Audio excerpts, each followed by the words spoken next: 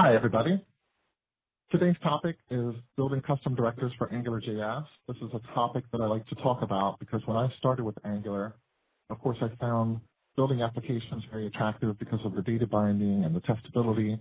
But as I dug into Angular a little bit further, I found that a lot of things that I wanted to do revolved around custom directives or building my own directives.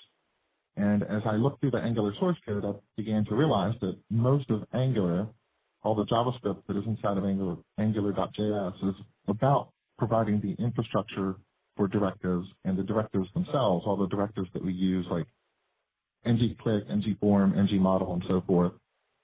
And today, I really have two different perspectives on directives. On the left-hand side is the pretty landscape. On the right-hand side is the machinery.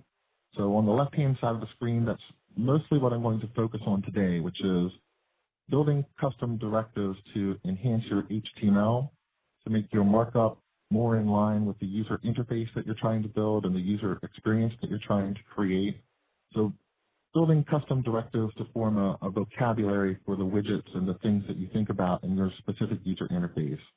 I'll also, if there's time, touch a little bit on the right-hand side of the screen, which is directives are the machinery that make Angular work.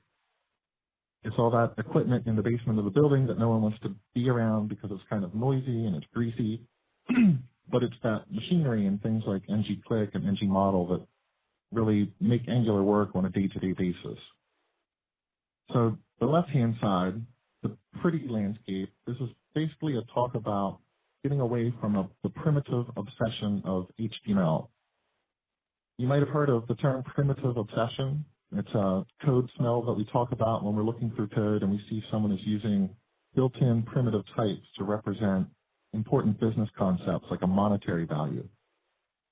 In a language like C#, I can certainly use a decimal type and a string type to represent some amount and some currency type, but using primitives like that always comes back to be a problem and in the end because there's a lack of encapsulation there. And HTML provides a lot of primitives, but since HTML is a specification designed for anyone to build web pages and web applications, what we end up doing is creating lots of divs with certain classes to adjust certain pieces to look a certain way, and scanning through a lot of HTML to find the really important things that need to jump out to you is kind of difficult. The solution to this that is coming in the future is there is a specification for custom elements so that we will be able to write custom elements that the browser knows about and we can plug them in. And if we have something like an accordion, we don't have to say div class equals accordion anymore. We can just say accordion as the HTML element. That's a future specification, but there's already some libraries that are trying to make that specification and the feel of how to write custom elements available today. One example is Polymer. Another example is Xtags. But then Angular can do this too. Its tagline is HTML enhanced for web apps. The idea being that you can create custom elements and you can create a better HTML, almost a domain-specific language for your application. As an example, let's assume that we're using Bootstrap.js. One of the features that Bootstrap provides is a number of alert classes. So I can create a div with a class of alert, alert-warning, alert-dismissible. And each of those classes that I add to that markup influences how that div appears. The alert class applies certain typographical styles, provides some specific border and padding, while alert-warning applies a certain color, and alert-dismissible allows JavaScript to hook in so that if someone clicks on a close button, the alert will go away. But it would be nice if I could just write alert type equals warning and get rid of some of this extraneous class names. And if I always want a button there so a user can close the alert, that would be nice too. So this is all about creating a better HTML. It's about creating that pretty landscape so that when I look at a page, I can instantly recognize pieces of my application. So this is what we're actually going to build, our own custom alert. And let me bring up code editor and a browser and talk about the current situation that we have. this is the Bootstrap alert that's appearing here in the top of the browser. And then I have an alert that I want to create a custom Angular directive so that this markup looks and behaves just the same as the previous markup. Currently, that's not happening. And before I go down this path, I do just want to point out one thing. This behavior has already been implemented. There's a project out there, UI Bootstrap, that provides native Angular wrappers for all of the Bootstrap components. This means you can use things like alert and accordion and carousel without writing any code or including jQuery or including bootstrap.js. So that would be something else that I want to do. Currently, this Bootstrap alert is dismissible, but that's only because I have jQuery and Bootstrap included. I'd like to be able to get rid of those. And now, let's try to implement a custom alert. So I already have an ng app directive in this file, and I should have mentioned this at the beginning. I do assume that you've done a little bit of Angular and you understand ng app and ng controller, but maybe just haven't written a custom directive. I have an ng app, and I have that module directives defined. Now what I need to do is add a directive named alert and provide a callback function for Angular so that it knows about alert and what the alert characteristics are. So this callback I'm providing is only executed once. It defines the alert. In fact, what I have to return from here is an object that we call the directive definition object. The name is significant because this name will have to match up with what I'm using in my HTML, and more on that in just a second. Inside of a directive definition object, a couple of things that I can do include restricting this alert to only appear in certain places, and that's just done with like a single character in mnemonic. So E is for element, A is for attribute. I can also provide a template, something like this, just to test and get started with this. Let me save everything and see if that works, and it does. So Angular detected my directive definition object. It replaced or added my template into the DOM at the place where I had my alert. Let's just try a couple things here. I'll make a copy of this alert and also have an alert that is a div. And let's just write div with an attribute of alert. So will this work too? Yes, that works too, but only because I said that it's legal as an attribute. So if I save this file and we're only using elements, Angular won't insert my template, whereas using an attribute. So commonly people will choose elements and attributes. Something else you might like is C, which stands for class. Now, any place that says class equals alert will also be detected as that directive, and Angular will insert the template. So now I've replaced even my previous div class that just had a class, or a div element that had a class equals to alert.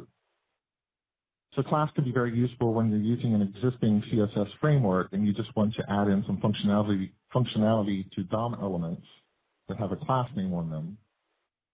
The last one is M, which is an HTML comment, which nearly nobody uses. For this demo, I'm just going to stick with E and A. That's what we want. And of course, most HTML becomes a little bit too complicated to put into a string, and that's why Angular also allows you to specify a template URL, which I already have this file created, alert.html. I just need to populate it with some information. So inside of alert.html, let me get rid of some existing code here so we can build it up from scratch.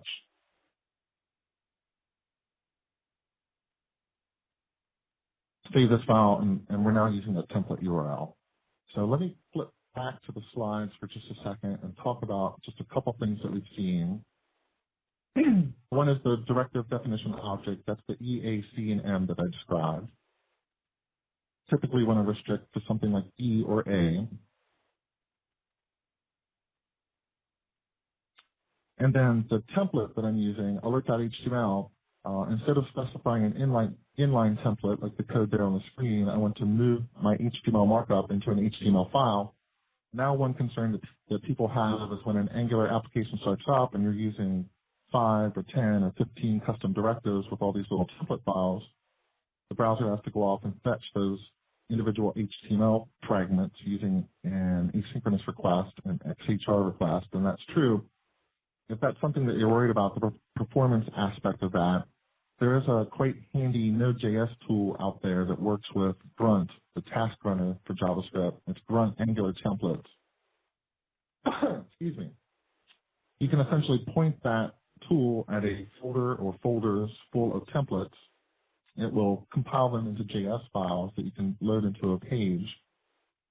And those templates will automatically be put in a cache that Angular calls the template cache. So they're just available right from the start.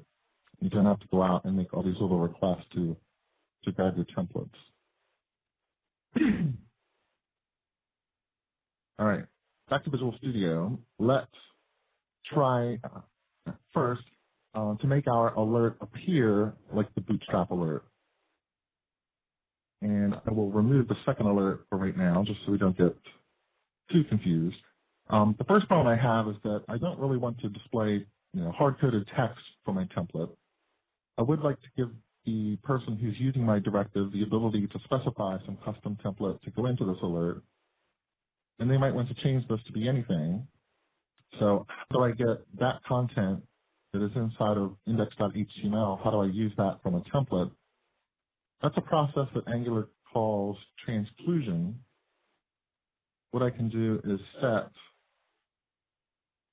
a transclude flag on my directive definition object to say this is going to be doing transclusion.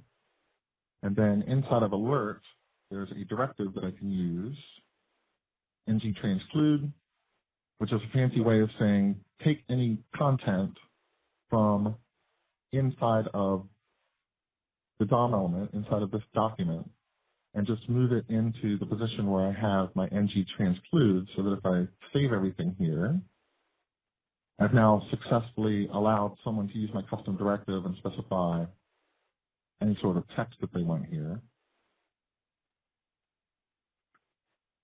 The next piece to look at would be trying to get my headphones out of the way so I don't collide with the keyboard as much. There we go. The next step would be trying to get this styled like the alert. So there's an easy way to do this, and there's a hard way to do this. I'm going to start by showing you the hard way just because it shows you a little bit about how directives can work at a lower level if you need that type of flexibility. So what I'll do is provide a function known as the link function. This link function gets some specific parameters that are passed to it by Angular. It's going to take a scope object, which we'll be talking about quite a bit. It's going to take the element that is pointing to the root of my template. It's going to take attributes, which is an easy way to get to any attributes that were specified on the directive. So if I say alert type equals warning, warning should be a property on attributes. And that's all we actually need for now.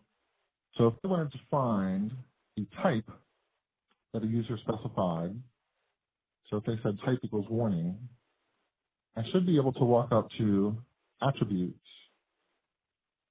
and say, give me the type. And I could provide a default, let's say, if they didn't specify type. Well, let's just try attributes.type. And then element is Angular's wrapper around the DOM element that represents the markup that you're using from your template. It implements the jQuery Lite API, which is like the 80% of the jQuery API that you use most often. Things like the ability to add a class, to hook up an event with on, the ability to search through children for a specific element. And so what I want to do is I'm going to assume that anything that's built with this alert directive will need the class of alert, and then I just need to add in that additional directive to color the alert, something like alert-info or alert-danger. And I could do that if I said element, let's add a class called alert dash and add in the type that we retrieved from attributes, that will start to color my alert list just a little bit. But you'll notice it's still not quite the same at the top. The reason for that is if we come in and inspect elements, my developer tools were on a different screen here. You can see the way Angular built out this custom directive was, there was my original markup saying alert type equals warning, and then here my template gets inserted into that alert as a child element. So one class goes on this div and one class is on the outside on the alert. What I would like to do instead is tell Angular just to replace that DOM element. And now I have something that's a little more bootstrappy. I should also have a close button on here. So let me copy this markup for a button into my template. And I won't need data-dismiss. All I really need is the button with the X inside of it. And now from inside of my scope or inside of my linking function, something else that I can do is I can go to element and I can ask for children of a specific type.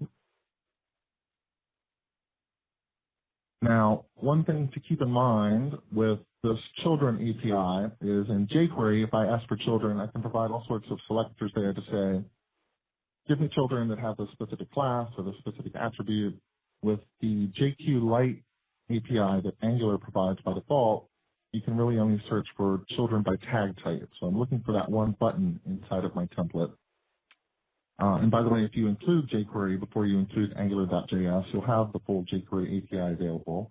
But now let's do a button.on.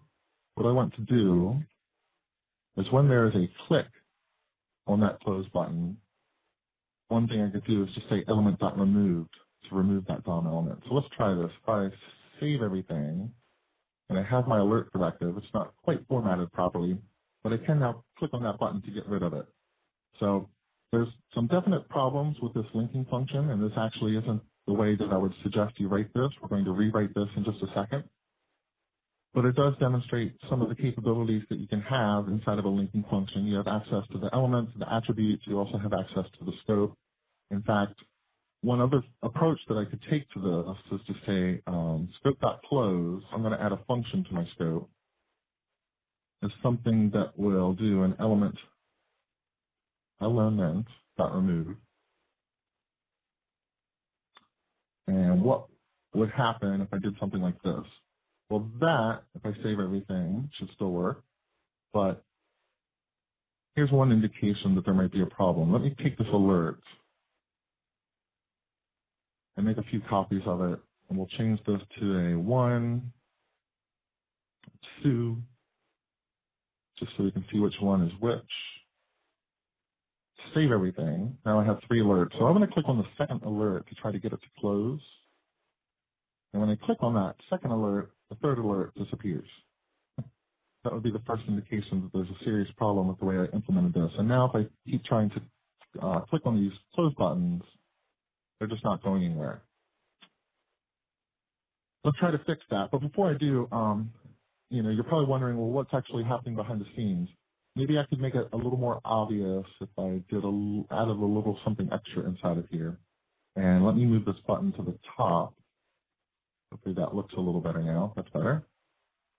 And let's add a label where a user would have to type in a reason that this alert appeared, or why did this happen, basically. So an input type equals text. We will use an ng model directive because I can use Angular directives. I can use any directives inside of my directive template. Ng model equals reason. So we'll be trying to bind that to a reason, and I'll give it a name. And so now my directive appears. There's a input where I can enter a reason, and that's a bit of a problem. And I just realized if I click anywhere on the element, it's closing. I'll try to debug that later. But This kind of shows what's happening when I create a directive. By default, the scope of that directive will be the same as the parent scope. So when I create this function on the scope object and say scope.close is a function where we do element.remove, and that forms a closure around element. Well, this would happen, this linking function, by the way, it executes once for each instance of the directive on the page. So the first time it executes for directive number 1, it's going to close around that element. And the second time, the second element, and the third time, the third element. It's all the same close function, but it just turns out that that close function, the last version of it that I add to scope is going to be one that closes around the third element. And that's why that third item always disappears. And we know now that the scope is shared because ngModel, when it's pushing this value from the input back into the scope, it's pushing it into a scope that's shared between these two directives, and it is the same as the parent scope. What is the parent scope? Let's take a look at index.html. Currently I have these alerts, and I have an ng app, and I don't have an ng controller, so the scope would be root scope. To open up some interesting scenarios here, let's create an ng controller. We'll call it the alerts controller. I want to have a scope there that I can play with. So over in the app, we can do an app.controller, alerts controller. That will be a function that takes a scope object. And inside of here, we'll be able to play with some things. But let's start trying to fix this up so things function a little more correctly. Let me save everything, make sure we're still in a working state, which we are, and come back to the slides for just a moment. We talked about transclusion, just trying to make sure that I don't lose my place here. That's the ability to move content from the view into my template. Very simple ng transclude directive to do that. We're looking at the linking function that, and the way to think about it is we're linking the DOM to a specific Angular scope. So when we add things to scope or we wire up events and hook them up to methods that would be called on the scope, that's linking the two together, the scope and the DOM. Inside of the link, it's safe to modify things. You can inject additional elements if you need a very dynamic display. But the problem we have right now that we want to solve, jumping back into the code, is the fact that all of these are sharing the same scope. So one way to get rid of that is inside of my directive definition object to include a scope property, and I'll initially just set this to a new empty object and save this file. And now you can see that when I type inside of here, if I could type inside of there, all of a sudden the close is starting to work correctly. So this is what we call an isolated scope in Angular. It's a way of having each instance of this directive get its own unique scope object to work with. That scope object, unlike other scopes that we use from controllers like the alert controller that we have out here, does not inherit from its parent.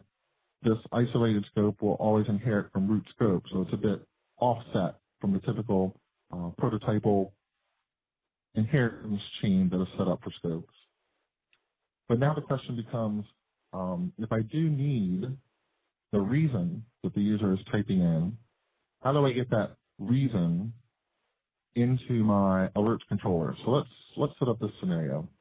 I'll start this off very simple. This isn't the code that I would want to write for production, but we will modify that. Let's say that alerts controller has a reason1 property and a reason2 property, which is, we'll just set that one to empty. And what I want to do is when I use these custom directives, those two directives in my page, right now I have 3, but I'll cut it down to 2. What I want to be able to do is hook up reason1 to the first directive and reason2 to the second directive. So in index.html, after I save this file, let's get rid of one of these directives. Ultimately, what I want to be able to do is say reason equals reason1 and have that be an expression that effectively attaches to that reason one on my scope object in the controller. And this one will be reason two. The way I can do that, the easy way to do that from app.js is inside of my directive definition object, there is a syntax that you can use, a shortcut syntax, to effectively say, there's a property that I want on this scope that I want bound to an expression that will be provided when someone is writing this directive in the page. And that shortcut expression will look something like this.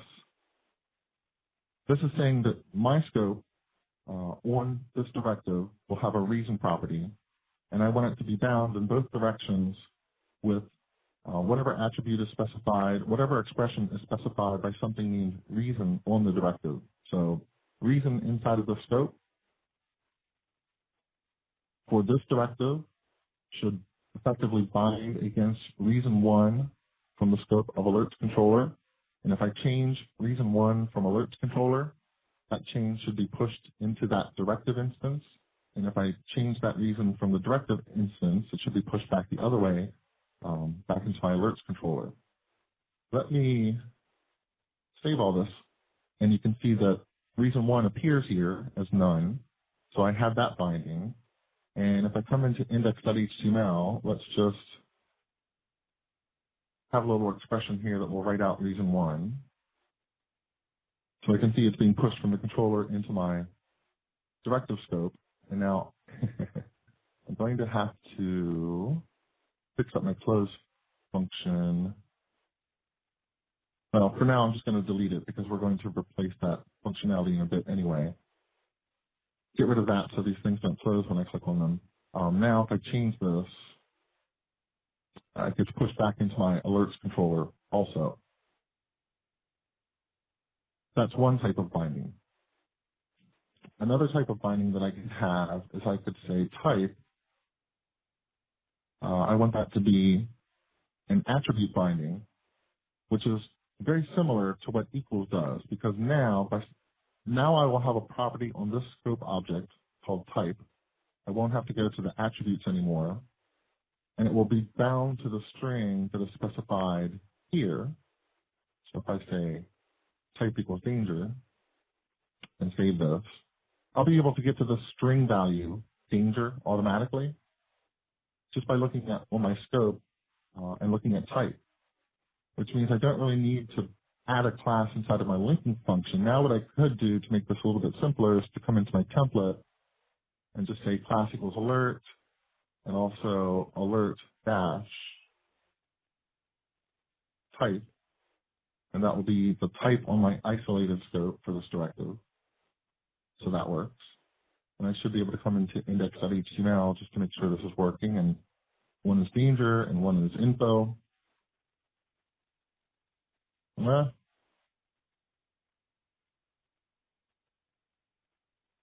Oh, yeah, I have two types on here. Well, that would be one reason. So I want one to be danger, one to be warning. That looks better. So that string value is being pushed into my directive automatically. And then the final thing I would want to do is get the close button working again. And usually this is something that, well, in this case, this is something that the directive might not know how to handle. What should happen when someone closes a directive? Well, I don't know. I could just remove the DOM element. But chances are the controller, my outside controller, might want to know when someone has closed a directive because it needs to save something to the server or modify a data structure. So another form of binding is with ampersand, and this effectively will bind to an expression that is invoked. In other words, if inside of my template now, when someone clicks on this button, if I just say ng close equals close, that is, in a sense, saying what I want to do is invoke the close function that was specified on the directive. So out in index.html, let me create something hard-coded for just a moment. I could say close equals close reason one. And this can be a function then. Whoops. on my controller scope, back here, scope dot, copy the wrong thing. I think it was called close reason one, it's a function.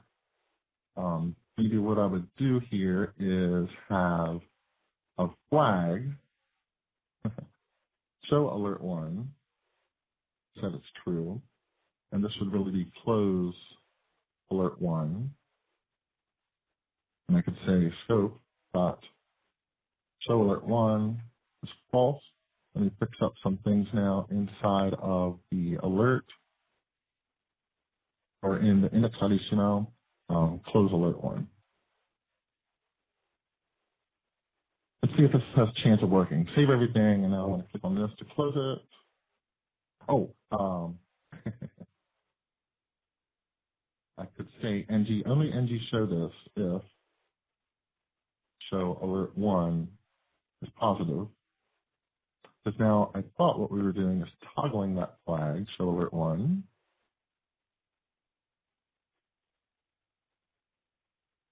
And I'm invoking it there. If everything's saved. I think I might have missed something there. Well, let's try something else, more interesting. What should happen, let me look at this one more time. I'm saying close should bind to the function expression that's provided in the attribute. I do have an ng close, ng click event should invoke that, which is now what's happening. So I can close these. All right, I can only close the first one because that's the only place that I put that ng show. But let's come up with a more realistic example. Let me go into my controller, and instead of doing all this crazy stuff with reason one and reason two, let's just say I have a collection of alerts to show the user. So I'll have an array. And this will be an array of alert objects. Every alert object will have some sort of message like, this is dangerous. It'll have a type, which would be danger. It will have a reason. We could default this one to none. And now let me just make a couple copies of this and change some of the text around. I can have a warning. I can have an info. We'll blank this one out. Just put in some silly text here. This is a warning. This is some info. All right, so what I want to do is have the alerts controller. The alerts controller wants to display each one of these objects inside of an alert and give the ability to close. And when the user closes a specific alert, I want to remove the alert from this array. So inside of my markup, instead of having all the crazy stuff here, let's create a div that will ng repeat alert and alerts. Inside of here, I can have alert type equals alert.type. Reason equals alert.reason. That's going to be a problem, but I'll show you, alert.reason is going to work. Alert.type is going to be a problem. I'll show you why in just a second. And inside of here, I actually want a data binding against alert.message. Let's see if this works. Very good. So I'm displaying the reason for the 3 alerts. That seems to work. I'm displaying the message for each alert. That seems to work. The one piece that is not working is alert.type.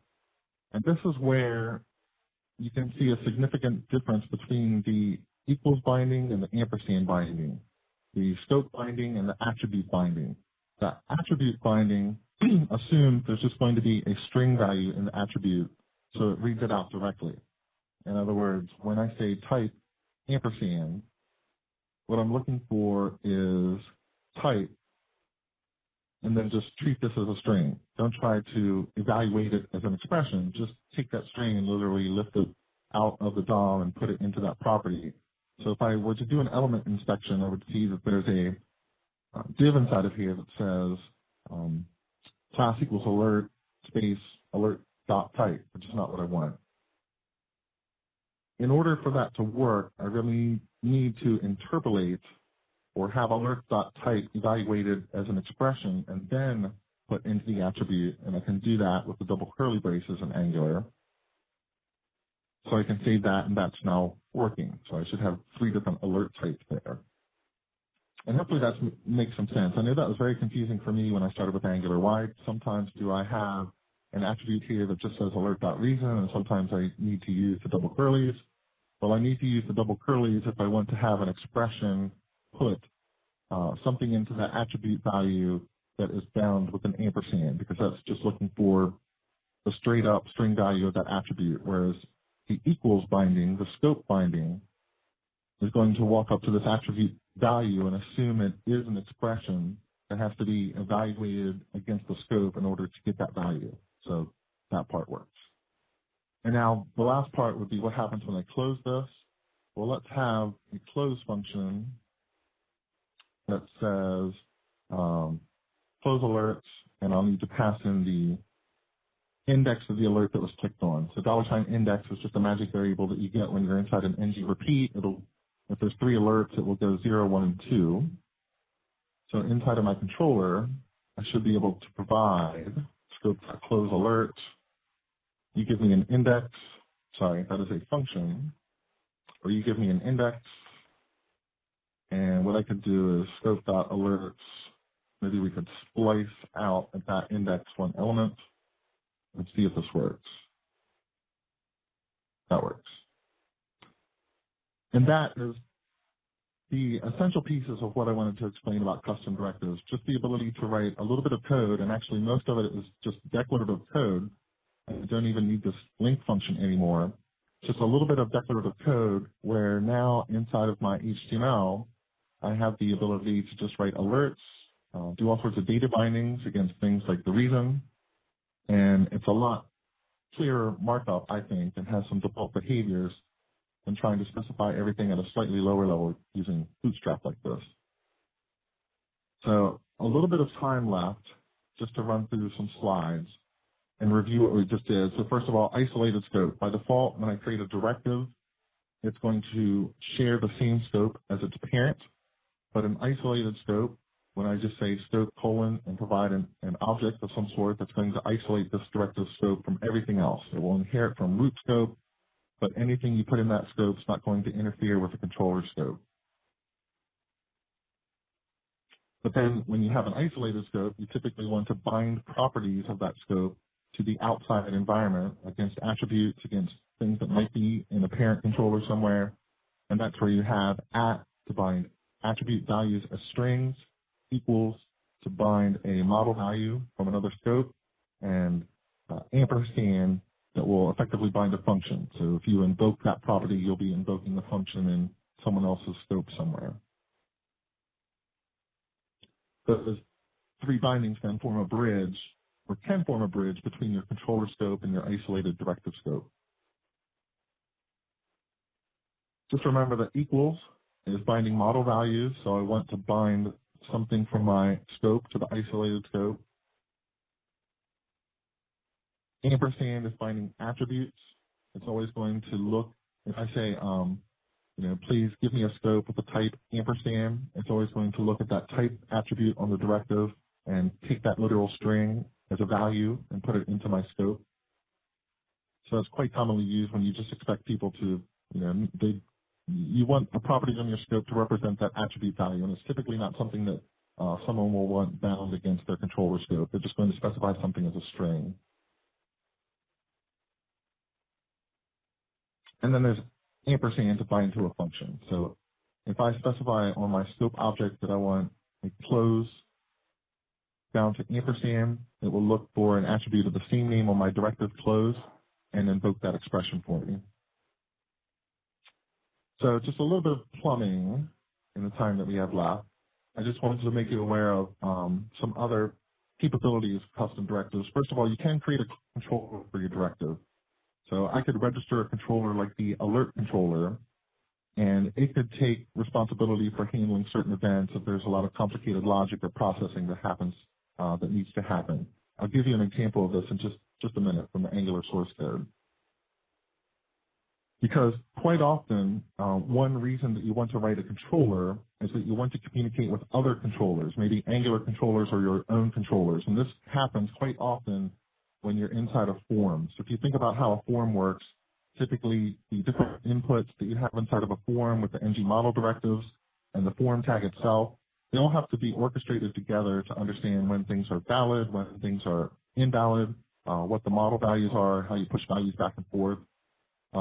What you see on the screen is a little directive from the Angular documentation that I've tweaked a little bit that allows me to put the attribute content editable on an HTML element, and then I can use ng model to bind against that content editable DOM element. I can push whatever the user types into that DOM element into my scope.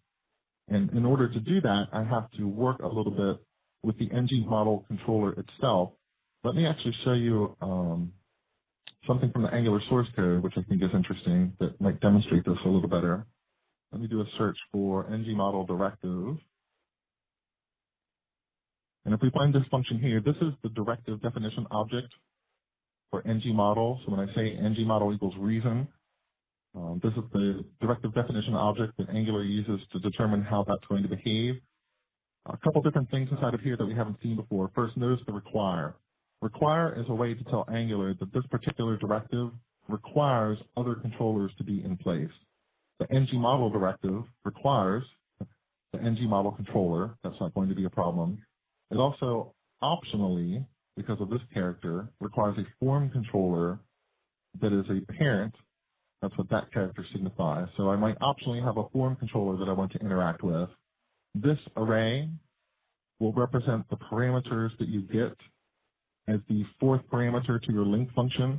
So if I ask for an ng model controller and optionally a form controller, those will be array sub 0 and array sub 1 on this controls variable. So model controller sub 0, form controller is sub 1, but it's optional, so you can see there's a default here of some null form controller. So inside of a directive, once you have a reference to another controller, you can walk up to that controller and interact with it. So one of the things an ng model directive will do is walk up to the form controller that is its parent, if it's there, and effectively register itself and say, hey, there's a little bit of data binding going on down here. So when you're checking to make sure things are valid, or if someone tells you to set everything into a pristine state, make sure you tell me about that, because I'm one of the controls that is inside of this form, and I need to provide feedback and user feedback and add the right classes for when things are pristine and when things are valid and invalid and so forth. The ng model controller, if we take a quick look at that, go to the definition. Effectively, from a controller, if you can expose an API by adding attributes to the controller itself. So by saying this.parsers and this.formatters, other controllers that need the ng model controller can inspect the parsers and inspect the formatters and inspect if something is dirty or valid or set those properties. And these are basically the APIs that these two controllers provide, ng form controller and ng model controller. You'll notice ng form controller, you can add controls, you can set validity, you can set the entire form into a pristine state that will add the different CSS classes, so it might render a bit differently. ng model controller has an API to allow you to do things like set a view value or set validity. This model is currently invalid, so I'm going to set the validity so that the proper CSS classes appear to let the user know that this is invalid. Finally, there is a compile function that is inside of the directive. And there's always a lot of questions about compile versus link, and here's the big difference. The compile function will execute once if I'm using a directive. The compile function will execute once for every time the directive appears in my markup. In other words, when I have an alert here that is inside of a div, the compile will execute once for this alert. And inside of the compile function, you'll notice I still have access to things like scope and element and attributes. I don't have access to scope yet. I have access to element and attributes. This is a place where I can do some DOM manipulation if I wanted to against the element. I can do it once in the compile function. And then for each instance of this directive, the link function will execute, and that's where you can include the scope and start setting up bindings into the scope. So the idea is that when you're inside of an ng repeat, if you have a directive that has to do a lot of DOM manipulation, if you can do that DOM manipulation in compile before you receive a scope, then that effectively forms a template element that is then stamped out for each link function, and the link function runs against each instance. So in this scenario, if I had 3 alerts, I would have compile execute once, and then I would have link execute 3 times, once for each actual instance of the directive. And I think we're just about at time for questions, so I'm going to slowly flip through these slides. And you can remember some of the text on here, some things that you might want to do, like you can do a scope.watch from a directive. It's quite often useful if you want to be able to know when something changes at the exact moment. At this point, I'll try to go through some of the questions. I think we only have about 13. So the restrict constraint. Someone has asked about the restrict constraint. The restrict constraint is effectively telling Angular where it can look for something called, where should it look for something named alert and treat it as a directive. So if I say A is short for attribute. That's telling Angular only look for this directive when it appears as an attribute on an element. And in that case, I lose all of my alerts here because I'm using this directive as an element. So A is short for attribute, E is short for element, C is short for class. If someone has class equals alert, that would do that.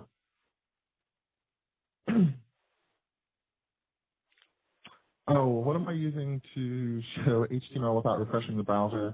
I'm actually using Grunt, which is a node tool.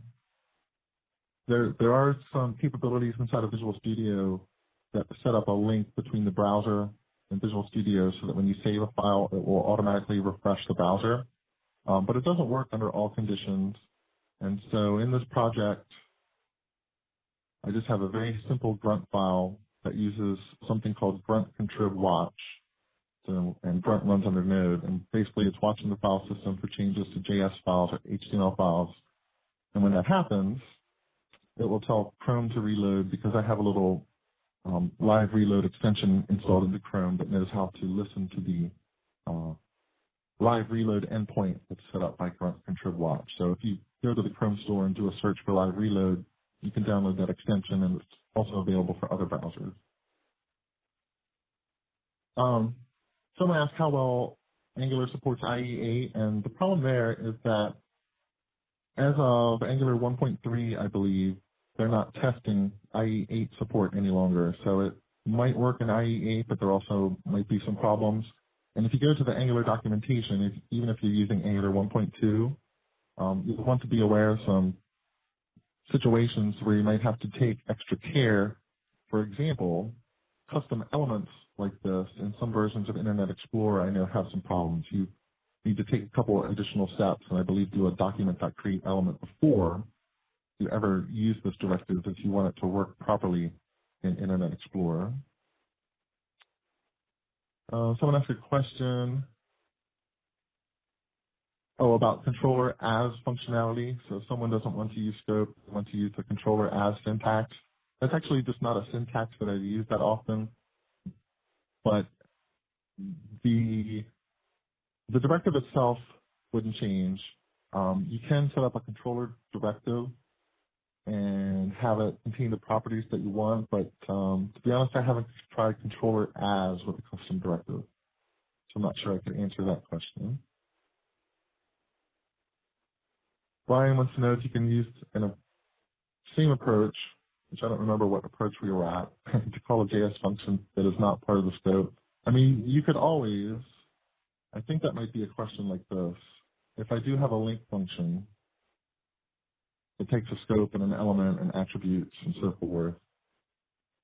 Is there a way for me to, let's say, hook up something to an element so that when it calls click, I don't have to have an anonymous function inside of here? And the answer is, yeah, certainly. I mean, you could have helper functions defined inside of this anonymous function that defines the alert. So I could have some sort of private helper function here. Maybe I need to pass it some parameters, but I could always say, helper and get that function invoked if you don't like the anonymous function.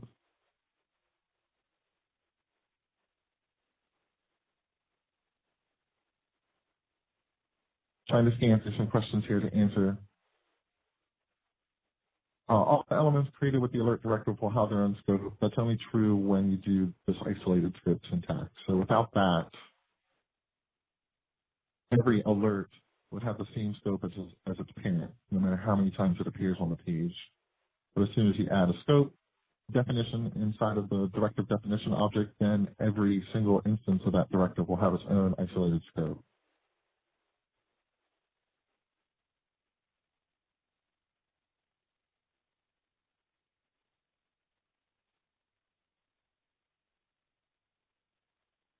Another good question, is there a reason why we would not always want to use restrict E for a directive like alert? And let's see. Yeah, so you might want to restrict that to be only used as an element. It really all depends on how flexible you want the directives to be and what you want to allow developers to do. So if I'm developing a custom directive for a team, I probably have a very specific idea about how I want them to use that directive, or I have some ideas about what we want our markup to look like for that project. So I might say, let's enforce this to be an element all the time. But if I'm writing something that might be shared amongst other projects, or it's an open source project where I don't know what people might want to do with it, I would consider at least adding E, A, and C just in case people want all those options, because, or at least E and A, some people don't like to see custom HTML elements. They might always want to use an attribute to create a directive in the markup.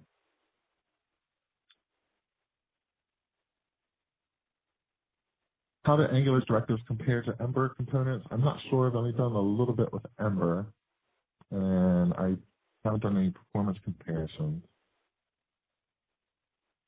When is it better to use a compile pre-link, post-link controller? Definitely you want to use the compile function if you have the ability, can't type now, to make modifications to the DOM element before it gets stamped out for each directive instance. It's a little bit of a performance benefit. So if you have a situation like this where you're using alert inside of an ng repeat, if I had to go in and manipulate the element before it starts getting repeated upon, the compile function would be a good place to do that.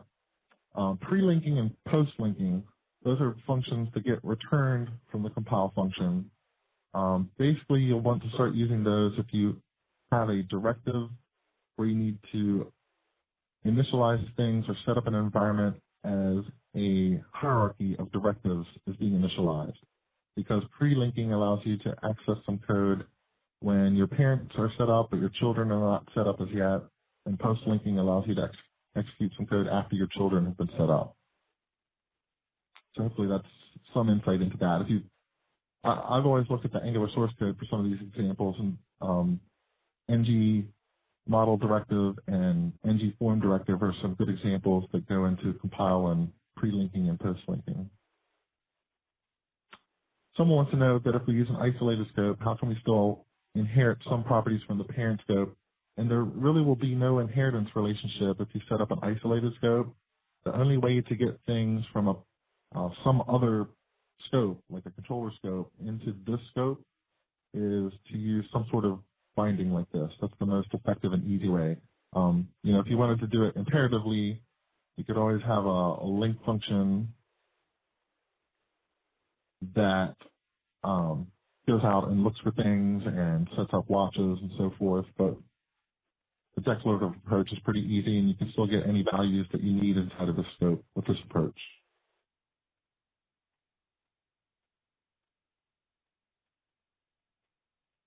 Do you think directives impact on performance? There is some performance impact, but in the Angular applications I've worked on, It's really the data binding expressions and the amount of data that has to get pushed on the screen that has more of a performance hit, at least for the types of applications that I've been building. So, building a custom directive that appears 1,000 times on a page is probably going to be a little bit slow, not because there's 1,000 instances of that directive, but because there can be 1,000 watches set up for data binding expressions that are inside the template, something like that.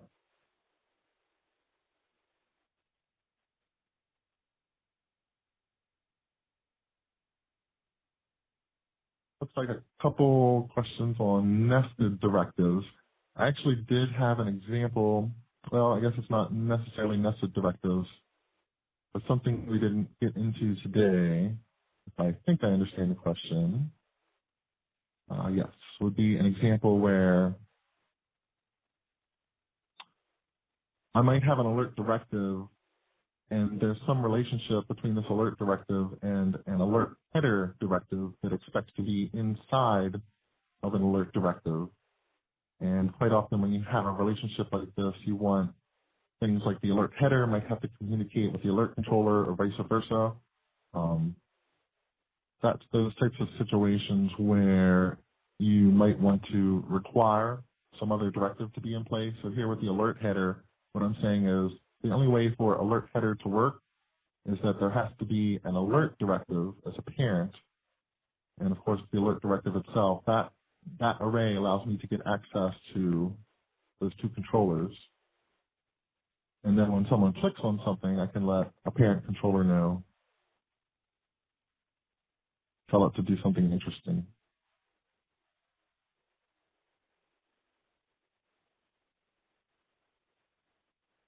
A couple questions about transclude, I think.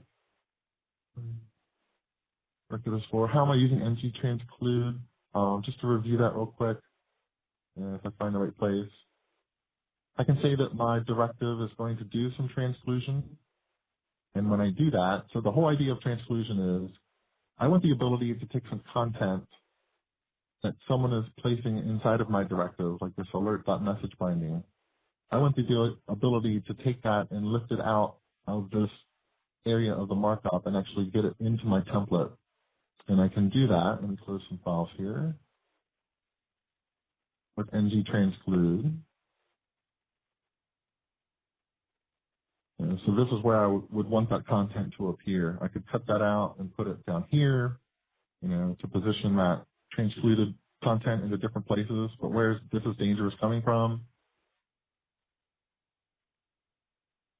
It's coming from content that's inside of that directive. And if you need something more flexible, there actually is an option with the linking function. The linking function will take the scope, the element, the attributes, the controllers, and then a fifth parameter you can actually ask for is a transclusion function, which if you invoke it, will give you back information about what's inside the directive, and you can piece things together in a more manual process. And I think just a couple more questions. What is the M for in restrict? M is for HTML comment. And to be honest, I've never used this. I think that flexibility is there just for some extreme circumstances, perhaps. And I think I even read where it's going to be deprecated or not available in the future. So N would be looking for something in the HTML like alert, an alert directive inside of an HTML comment. Well, there's more questions that I can answer, and I notice it is 1 o'clock. I'll keep a record of all these questions, and if you do have a burning question or notice something that you need more information about, feel free to email me. I do reply to all emails. It might take a while if there's a lot of questions, but I promise to get to them. Otherwise, thanks everyone for showing up.